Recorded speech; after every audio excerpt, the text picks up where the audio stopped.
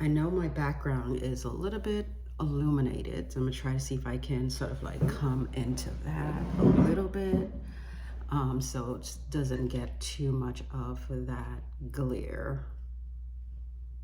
Okay, so anyway, I'm recording this on this app, but I'm also testing this video as well.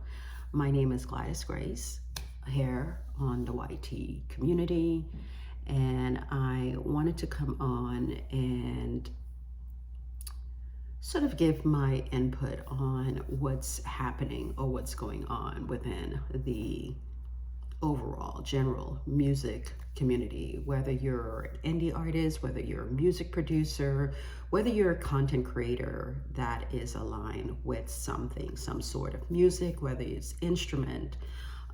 As you know, as you are aware, obviously, the direction seems to be going as of lately on this whole use of AI.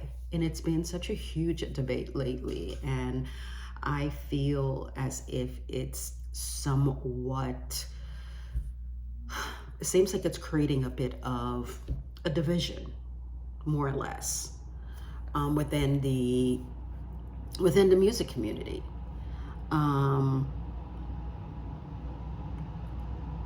Was this forthcoming? Of course it's forthcoming. But I feel like at the same time, I can either be on the left side of being understanding that we are in a technological era in our lives where everything is just technical, everything is digital, and a lot of things is becoming more digital within our lives each and every day. But at the same time, I can understand the other side of the spectrum based on the fact of its authenticity. And I don't mind the fact that it's a new thing, but how far is one willing to take the new thing where it takes away from the norm, it takes away from the integrity of what is real at the end of the day. I don't really follow this particular content creator as much, but I have stumbled upon several of his posts. And let me just say, he's very, very cutthroat in sharing his thoughts and his views as to what is happening within the music community as far as the use of AI, and that is Weaver Beats. There are a lot of content creators that over the years that I have followed from the very, very, very beginning, and I still do. I still watch their content. I have, I have appreciation for each of these content creators because in some gesture they have helped me along my, I wouldn't quote unquote say my music journey because I'm still on that, but they have exposed me in terms of knowledge, understanding, and it's like it's so many levels, and it's very, very, very, very deep. But I haven't really watched completely Weaver's Beat video that he just dropped, but I did see the title. Let me see if I can scroll on his title of his thumbnail. It says, "This is why music production YouTube is cooked," and that's the still shut up. The thumbnail said it's over, and it shows a burning sign of the YouTube icon on fire. Right? And scrolling down further, one of the content creators that I follow for years, and I personally, I like Bolo, the producer, and he seemingly dropped a video as well that I have not watched as yet, and it says, on the thumbnail, it is titled, "I'm sorry, it's my fault."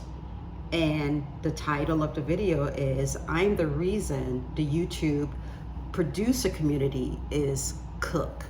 Now, I do not know if these two are between Weaver Beats and Boulder Producers dropping a video. I do not know if they are in correlation in terms of response to each other.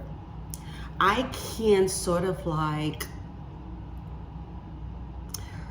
I don't really want to say predict per se, like what is going to come out on both end of the spectrum, but I can probably say, based on the few videos that I've watched of Weaver Beats, he's put himself out there in terms of the transparency of what is happening with the use of AI within the music community. I hope I don't mess it up in terms of the use of Sono, and I think that in terms of the use of oh my goodness, what's the other one? Is it called AI Beats? Please correct me. I'm so sorry if that's the other platform or behind the infrastructure of the background of the language that is creating this chaotic situation, okay? Oh, is it Open Beats AI? I think that's the name of it, Open Beats AI. I hope, if not, please correct me. And so Weaver Beats has put out a video, I would probably say within the past month or so, about his thoughts and feelings of longtime content creators within the music community that is tapping into these platform. I think the discretionary is whether or not these producers are putting out the disclaimer, if it's a sponsorship, whether that is being transparent on the video, or in terms of the criteria that YouTube community or guideline expects for a content creator to make a disclaimer, either on the video or both, or within the description that the video is sponsored so that people are aware. I do not know the legality or the gist of any of this, but maybe you guys can just, correct me below if I'm wrong, all right? But the way that I look at this, on Weaver's Beats perspective, I can say that I understand where he's coming from. And it's not to say in terms of, oh, I agree and I disagree. But if anything falls out of the guidelines of anything being presented publicly, especially for those that's been on this YouTube platform that contributes to the YouTube community, where you are not displaying transparency, I can understand the rift between why Weaver Beat is putting out these videos and calling out these content creators within the music community. As far as my overall perspective and just really just being observant, I'm on YouTube, but it's not like I'm on YouTube in terms of like, like that. I use YouTube specifically for things that I am either interested in learning or discovering, just to assist me in what I'm interested in. And music is one of those things amongst other artistic side that I am into.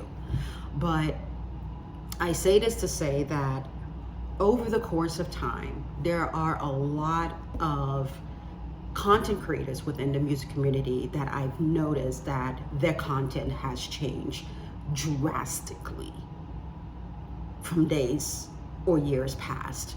Before, it was a teaching, a guidance, a tutorial that, sort of like give insight in terms of how to do this. And I mean, I know at this point, people be like, oh, you should know how to, mix by now, or you should know how to use a compressor, you should know how to use a reverb, you should know how to construct a song together. There's so much of that.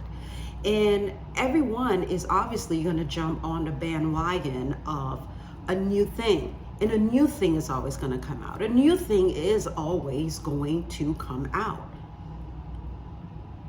And as time went by, and the whole thing with being sponsored by a company and getting paid, you start to see the shift in that everything now on YouTube, it's about promoting or selling something.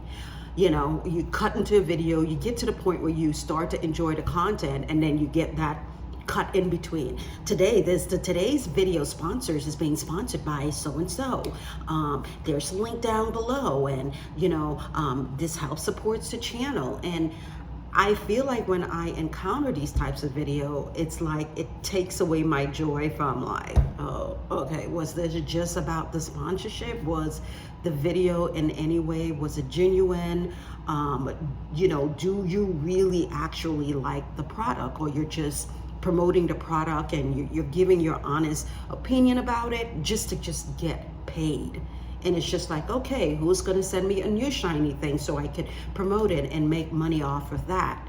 And it's like, okay, is everything now just all about the money, the sponsorship, and not about the community anymore, not about the teaching anymore, not about, the tutorial like the good old days? And it's like people are they're not showing anything, they're not producing a beat. It's like it's a very delusional way that people start their video a certain way, and then it just drops into buy this, buy that, use this, use that, there's the link, 20% off if you use my link, this. And it's like who can get to it first, who can drop a video first based on the new next shiny thing. And I miss the good old days when I can go to certain content creators and wait for them to drop a video, and just the enjoyment, even if I didn't even own the app, if I didn't have the software, if I didn't have the application, because of the fact that I love music, I am willing to absorb that and support that. But now I am now faced with buy this product, buy this product, buy this plugin, with the use of AI now. For me, it's a hard pill to swallow, because I just feel like at the end of the day, it is just a phase. You jump on the bandwagon now while it's hot until it's not, until another new thing comes on. And it's like, who's gonna jump on that bandwagon first to promote it and get paid off of it, and then they sell it? Because now you have so many young artists, even depending on the age bracket of who's getting into music, that I feel like to a certain level of degree that it may seem like a form of like manipulation and taking away the innocence of someone who doesn't understand what they are actually buying into, that this is just a phase. Like, you're using something, like what is going to be, what knowledge are you going to get from that? Because once that phase, are you really going to gain anything from how to actually produce a song, write a song, use the equipment, use the gear? Are you really going to be able to do that? Or are you just going to have technology just, oh, look what I create? No, you didn't create it. The technology behind it did. And at the end of the day, nothing is going to beat the real thing, as far as I'm concerned. Because the downfall of AI in terms of the music community, it will happen and it will come. It will just be a matter of time.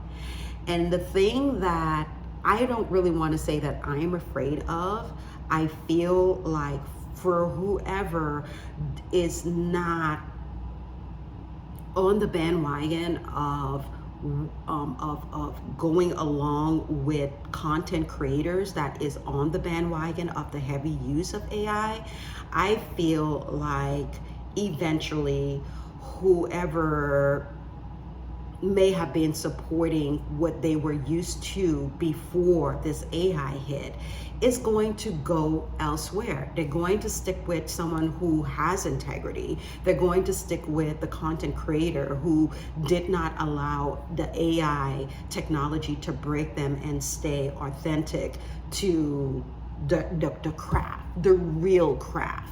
And I'm not saying in terms of the real craft of, you have a real piece of gear, a real piece of mixing board, a real piece, but just the integrity of producing real content like it used to be, instead of pushing this just for the sponsorship and just for the money. And it's like, oh, that's all you have for me now? You just want me to keep buying a thing and buying a thing and buying a thing and the next shiny thing and the next plug-in, and it's just a few presets and a few tweaks, and it's the same thing that looks like with the same user interface, but you want to charge me an extra $50 to buy the same plugin with just a few tweaks, right? That's the direction things are going into. And so, like I said, I will go on and fully watch Weaver's Beat video. He's he's very cutthroat. I find it to be very amusing, and I'm doing like this for for the content creators that he is calling out. But hey, that's his platform, and he can do the heck whatever he wants to do on that platform. At the end of the day, call a spade a spade. I'm not on this person's side and I'm not on that person's side, because everyone is entitled to do whatever they want to do. But just remember, whatever you choose to do, it has its consequences, whether it's good or bad. And so I'm going to leave this here, and cutthroat and raw. I don't know if I'm going to go back and edit any of this. I'm sorry for the mediocre, maybe shadow that is dropping on my face. You may not be able to see me as clearly, but at least you get to hear my voice and my thought perspective of the YouTube community, because there's a lot that's going on and I can't say much more than that. But again, thank you for watching. My name is Gladys Grace, and I will see you again in the next post.